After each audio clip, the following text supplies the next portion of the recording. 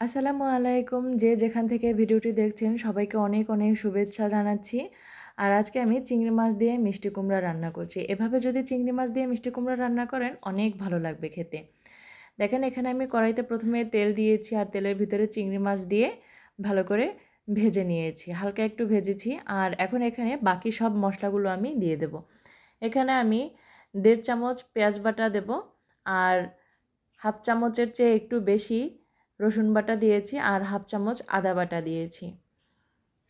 আর এখন এখানে বাকি মশলাও আস্তে আস্তে আমি অ্যাড করে দেব। এখানে আমি চেরা কাঁচামরিচ দিলাম দুইটি চেরা কাঁচামরিচ দিলাম আর লাল মরিচের গুঁড়া যে যেমন খান সেই অনুপাতে দিয়ে দিবেন। তবে আমার মনে হয় কাঁচামরিচ আর লাল মরিচের গুঁড়া মিলিয়ে দিলে এর টেস্ট অনেক বেশি ভালো আসে। আসলে রান্নাটা একটা আর্ট, যে যেভাবে করে।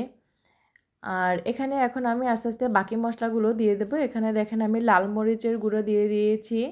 1 চামচ লাল মরিচের গুঁড়ো দেবো, কারণ মিষ্টি কুমড়ায় কিন্তু বেশি ঝাল খেতে ভালো লাগে না। বেশি ঝাল হলে কিন্তু মিষ্টি কুমড়ার আসল টেস্টটা থাকে না। আর এখানেও হলুদ গুঁড়া দিলাম হাফ চামচ, জিরা গুঁড়া দিলাম হাফ চামচের চেয়ে একটু কম, আর ধনিয়া গুঁড়াও দিলাম হাফ চামচের চেয়ে একটু কম।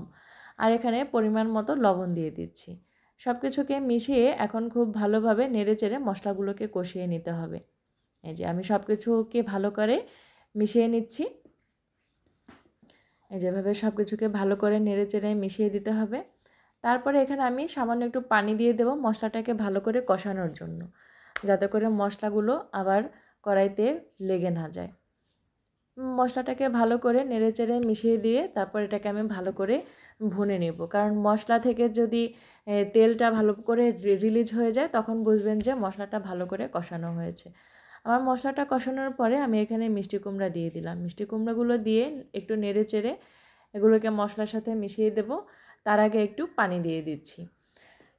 মিষ্টি কুমড়া কিন্তু তাড়াতাড়ি সিদ্ধ হয়ে যায়, সেজন্য পানিটা একটু বুঝে দিবেন। মিষ্টি কুমড়া কিন্তু অল্পতেই সিদ্ধ হয়ে যায়, তাই আপনারা যে পরিমাণ ঝোলটা রাখতে চান সেই অনুপাতে বুঝে পানিটা দিয়ে দিবেন।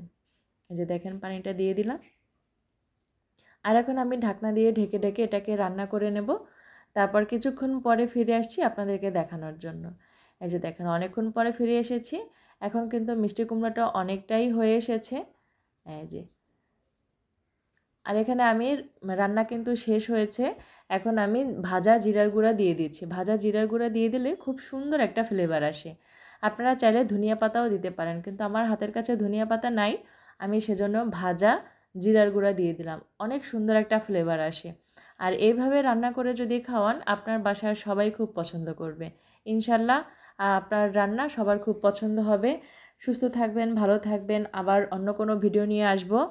আর আমার চ্যানেলে কেউ যদি নতুন হয়ে থাকেন তাহলে অবশ্যই সাবস্ক্রাইব করে পাশে থাকবেন। আর আপনাদের মূল্যবান মতামত কমেন্টের মাধ্যমে জানিয়ে দেবেন। বেশি বেশি শেয়ার করে দিবেন। আল্লাহ হাফেজ।